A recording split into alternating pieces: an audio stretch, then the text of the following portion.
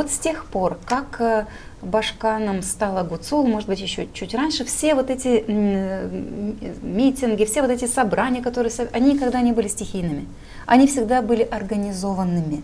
То есть и по сегодняшний день, и после вот этого приговора, который 5 августа был озвучен, мы тоже видим митинги, которые собираются, протесты, на которые люди собираются только потому, что их туда собирают. Ну, да?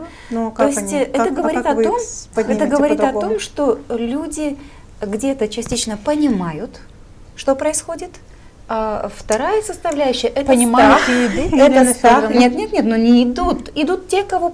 Давайте мы вернемся на 4 года, 5 назад, на 6, на 7 и до первого срока Ирины Влах. У нас было много не протестов, но были всегда какие-то такие одухотворенные мероприятия, которые требовали большого количества людей. «Вставай, страна огромная». И они не были стихийными, они всегда были организованными. Но были и стихийные все-таки. Вот, допустим, вот по поводу патентов. Помните, мы были депутатами Народного собрания Гагаузии. Когда есть живой интерес, потому что все равно я хочу сказать о том, что когда у человека есть живой интерес, и человек пришел к зданию исполнительного комитета, потому что он требует каких-то изменений, это одно. Хорошо, это я мне другой пример, кроме патентов. Это я... Других нет, вот по-моему.